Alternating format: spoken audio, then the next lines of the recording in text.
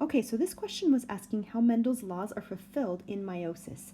So we're just going to do a brief review of meiosis. And I mean brief because we don't need to go through this ad nauseum. But in prophase, if you remember, and I'm just going to do 2 chromosome pairs, right? So we've got mom's number 1, dad's number 1. They've already duplicated and they're hanging out together and crossing over has happened. And let's label an allele. So let's say gene A is on this chromosome.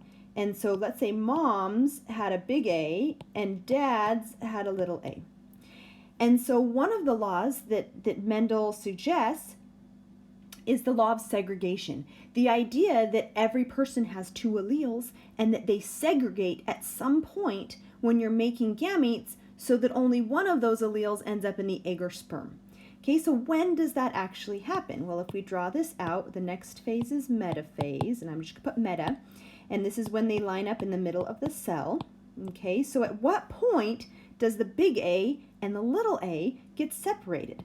Well, it's the very next phase. In anaphase 1, I should put 1 after these. In anaphase 1, you have your 2 chromosomes are segregating, and so are your 2 alleles. So here's your big A's, here's your little a's.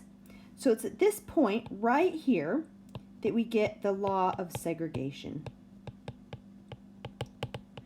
Okay, the other law that Mendel talked about is how all the genes are independent from one another. So if this is your genotype, let's say you're big A, big B, little b, and that's your genotype, this is a different gene than this one. And it's going to independently assort into egg and sperm from A. So just because you got the big A, it doesn't mean that you have to get the big B. You could get the little b. Well, this is true if B is on a different chromosome. And so let's just draw one more chromosome pair in here. We'll make it smaller. This is chromosome 2, and it's got the B's on it. So you might have your big B's here and your little B's here. I'm going to just draw one of them because they don't fit. Okay, and so at this point, we have big A on mom's chromosome here. Does it matter how I line up the B chromosome?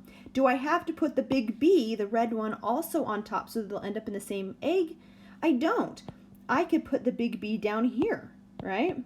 This is the big B. This one has the little a, okay?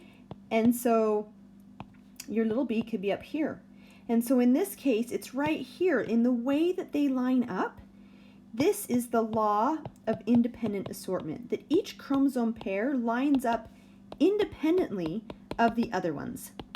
Now, he was thinking of chromosomes as actual genes, that each chromosome just had the one gene on it. Now, obviously, he actually didn't know what chromosomes were at all. But he assumed that each of these genes, A and B and C and D and whatever, all would independently line up when it came time to assort. And he's mostly right. But if A and B were on the same chromosome, this wouldn't apply, right? Because if B were actually right here and little b right here, then you would not see, and I don't know if you can tell where I just drew that. I just drew that right here. If B were on the same chromosome, then if you got the red chromosome, you get both the big A and the big B. And we'll talk about that more later. But that's where the 2 laws are fulfilled.